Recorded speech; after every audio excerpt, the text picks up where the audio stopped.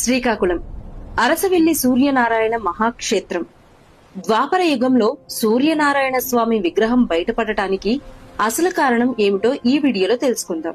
ద్వాపర యుగం చావు బతుకులో నీటి కోసం ఎదురు చూస్తున్న ప్రజల రోదనతో బలరాముడు తన నాగలితో నేలను చీల్చగానే భూమిలో దాగి ఉన్న జలశక్తి నేలపైకి వచ్చింది. అదే నేటి మన నాగావళి నది. ఆ పవిత్ర ప్రవాహం పక్కనే ఈ నేలను రక్షించేందుకు శివుడు ఇక్కడే నిలవాలని బలరాముడు ప్రార్థించాడు. దేవతలంతా చేరి ఉమారుద్ర కోటిలింగేశ్వరుని ప్రతిష్ఠించారు. ఈ మహాకార్యానికి సాయంత్రం ఏకాంత సమయానికి చేరుకున్న ఇంద్రుడు శివపార్వతుల దర్శనం కోరగా నంది అతన్ని అడ్డుకున్నాడు. అవమానంతో మండిపోయిన ఇంద్రుడు దూసుకెళ్లగా నంది ఒక్క కొమ్ముతో అతన్ని ఆకాశంలోకి విసిరేశాడు. ఇంద్రుడు రక్తమోడుతూ నేలపై కూలిపోయాడు. అప్పుడు ఒక అగ్నిజ్యోతి అతని ముందుకు ప్రత్యక్షమైంది. అది సూర్యుడు.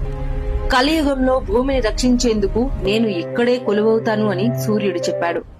నువ్వు పడిన నేలను వజ్రంతో చీల్చు, నా నిజరూపం బయటపడుతుంది అని సూర్యుడు చెప్పారు. ఇంద్రుడు వజ్రాయుధంతో నేలను కొట్టగానే భూమి హృదయం పగిలిపోయింది. అందులోంచి వెలిగింది దివ్యమైన అరుణశిలతో స్వయంభూ సూర్యనారాయణ స్వామి. ఆ విగ్రహం వెలసిన క్షణంలోనే ఇంద్రుడి శరీరంలోని ప్రతి గాయం, ప్రతి నొప్పి ఒక్క క్షణంలో మాయమైపోయింది.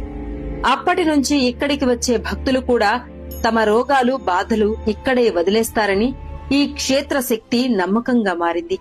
ఇంకా అద్భుతం ఏమిటంటే ఏడాదికి 2 సార్లు మాత్రమే, మార్చి మరియు అక్టోబర్లో పొద్దున్న తొలి సూర్య కిరణం గర్భగుడి చీకటిని ఛేదించి స్వామి పాదాలపై పడుతుంది.